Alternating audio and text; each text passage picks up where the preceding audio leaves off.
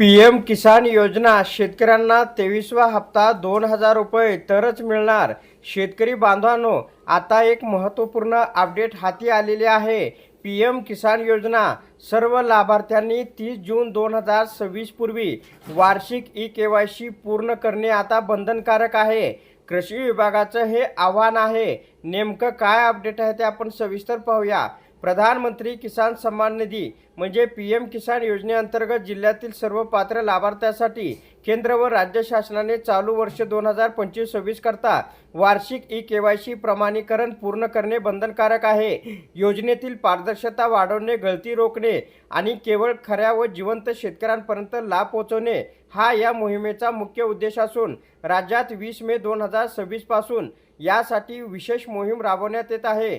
सर्व पात्र लाभार्थ्यांनी 30 जून 2026 पूर्वी आपली ई-केवायसी प्रक्रिया तातडीने करावी, अन्यथा विहित प्रक्रिया ही न केल्यास या ठिकाणी लाभ सुद्धा बंद होऊ शकतो।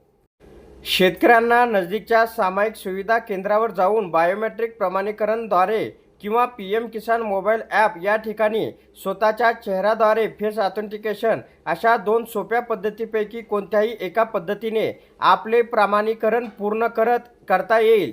ज्या वृद्ध किंवा आजारी लाभार्थ्यांना हालचाली संबंधी अडचणी आहेत आणि केंद्रावर जाणे शक्य नाही, त्यांच्यासाठी गाव पातळीवर ग्रामस्तरीय नोडल अधिकारी व क्षेत्रीय कर्मचारी वैयक्तिकरित्या लक्ष देऊन या ठिकाणी फेस ऑथेंटिकेशनद्वारे ई-केवायसी पूर्ण करण्यास मदत करणार आहे। या योजनेअंतर्गत पात्र शेतकरी कुटुंबाला दरवर्षी 6000 रुपयाची आर्थिक मदत दिली जाते। 24 फेब्रुवारी 2019 पासून सुरू झालेल्या या योजनेचा 20वा हप्ता 2 ऑगस्ट 2025 रोजी देण्यात आला होता। दरम्यान केंद्र शासनाने संशयित प्रकरणातील शेतकऱ्यांचा हप्ता तात्पुरता स्थगित केला आहे। प्रामुख्याने फेब्रुवारी 2019 नंतर झालेली भूमी हस्तांतरण, खरेदी, बक्षीसपत्र, जमीन मंजुरी, चालू व मागील जमीन मालकाचा संशयास्पद अहवाल आणि मागील जमीन मालकाचा अपूर्ण अहवाल या 3 कारणामुळे ज्यांचे हप्ते थांबले आहेत अशा शेतकऱ्यांनी नजीकच्या CSC सेंटरला भेट देऊन पीएम किसान पोर्टलवरील म्हणजे फार्मर कॉर्नरमधील अपडेट मिसिंग इन्फॉर्मेशन या टॅबमधून आपली माहिती अद्ययावत करणे आवश्यक आहे। त्यानंतर बायोमेट्रिक आधार ऑथेंटिकेशनद्वारे ई-केवायसी पूर्ण करावी, कारण ही प्रक्रिया केल्याशिवाय अर्ज मंजुरीसाठी अधिकाऱ्याकडे उपलब्ध होणार नाही।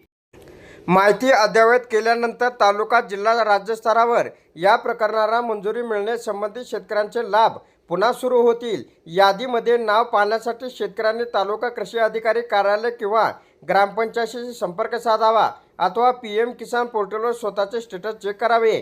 तसेच जे लाभार्थी मयत झाले आहेत त्यांच्या वारसदारांनी मयत व्यक्तीचे मृत्यू प्रमाणपत्र 6 महिन्याच्या आत कृषी कार्यालयात सादर करून मयत लाभार्थ्याचे हप्ते बंद करावेत। त्यानंतरच वारसदारांना नवीन नोंदणी करता येईल। जिल्ह्यातील सर्व पात्र शेतकरी बांधवांनी 30 जून 2026 पूर्वी आपली ई-केवायसी प्रक्रिया तातडीने पूर्ण करून घ्यावी, असे आवाहन जिल्हा नोडल अधिकारी यांनी या ठिकाणी सांगितलेलं आहे। तर अशा प्रकारे शेतकऱ्यांसाठी अत्यंत महत्त्वाची अपडेट होती। अशा प्रकारच्या महत्त्वपूर्ण अपडेट जाणून घेण्यासाठी आताच आपल्या टेक मराठी रघु यूट्यूब चॅनलला जास्तीत जास्त शेअर व सबस्क्राईब करा।